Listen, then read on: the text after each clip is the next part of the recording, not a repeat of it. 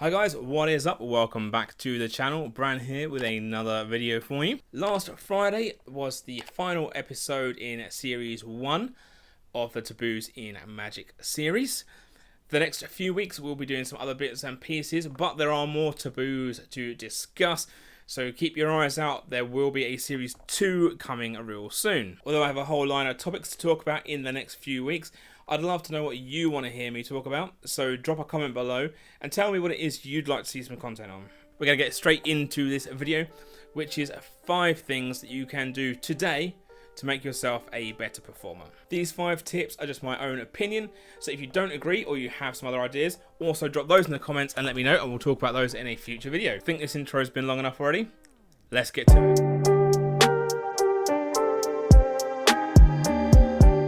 Quick tip number 1. Don't subtitle. What do you mean by subtitling, I hear you ask? By subtitling, I mean giving a running commentary on the actions that you are doing that are completely irrelevant or unnecessary. Like so. I place the card back into the deck. I cut the deck. I shuffle the deck. I cut the deck again. Now let's be honest, it's a trap that a lot of us fall into, especially when we're new. It's very easy for us to get lost in the mechanics and almost feel like we have to explain it to ourselves as we go about the action. You really don't need to do this. Now, the best way to get around this is by scripting. Now, scripting doesn't have to be a big story, it doesn't have to be pages and pages long, but if you know what you want to say and when you want to say it, you can avoid describing your actions. Quick tip number 2. Stop overproving.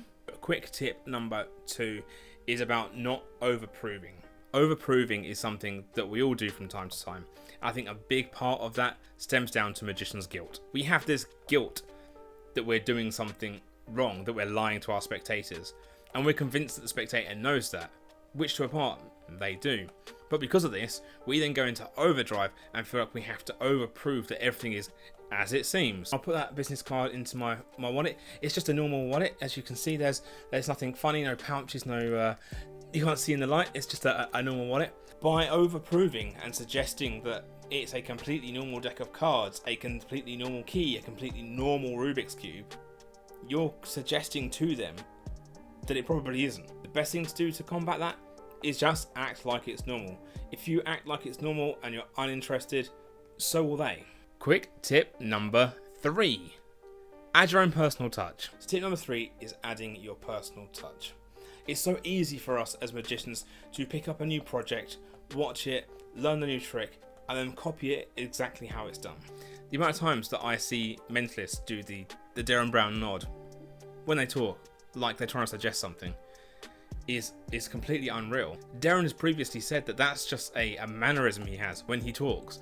He doesn't do it for any kind of performance reason. So by another mentalist copying that, you're literally just copying someone's mannerisms for the sake of it. It doesn't add anything to the effect, unless you want people to think you are Darren Brown. The best way to solve this is to know your own character. Know your flaws, know your powers. When you start studying a new trick or a new method, think how your character would portray that. Think about the story you're going to tell with it, and how your personality will show through that. In short, you don't need to be anyone but yourself. Quick tip number 4. Study your own performances. So tip number 4 is something that I picked up from Colin Cloud, and that is to study your own performances. Anytime you perform, whether it's to a friend, a family member, or an audience, if you can, record it. You don't need high-tech cameras or sound equipment. Just a phone is fine, or a digital camera, and ask someone to film you doing it. You can then go back and review this footage, and you get to see what the spectator saw. There's 2 big reasons that I like to do this. First off, as performers, a lot of time we self-doubt. We'll perform something in our heads, we'll think, well, that was shit, there's no way they enjoyed that. And you can go back and you can see, actually, that was really clean, or my story in that one was really good, and give yourself a little pat on the back. On the flip side of this, you'll be able to see where you messed up. Did you flash? Is there something that you say that contradicts the rest of your instructions? Did the spectator seem confused? Did they easily follow what you wanted them to do? By reviewing everything, you can pick up all the positives and the negatives and build yourself a better effect. And quick tip number 5, practice. And then practice again. As tip number 5 is practice. That seems to be really obvious. But I don't just mean practice your words and practice your tricks. Sure, it's important to practice what you're doing. And in my opinion, I'd rather have 2 or 3 really solid tricks that I can do well every time, rather than learn 15 tricks and do them moderately. One of the most important things you can practice is being natural in yourself. So one of my big things is I gesticulate a lot when I talk. As some people have pointed out in my comments, I like to move my hands a lot. For example, it's all very well practicing how to palm a card, but then you have to then learn how you are naturally.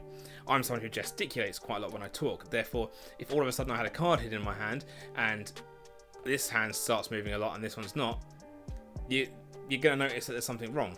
It comes down to magician's guilt in the end.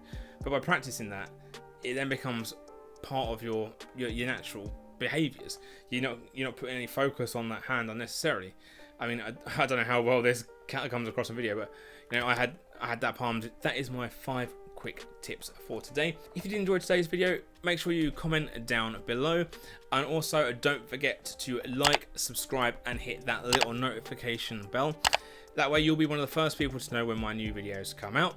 At the moment, Tuesdays are still the inspiration sessions where I talk about people or things that inspire me in creating my magic.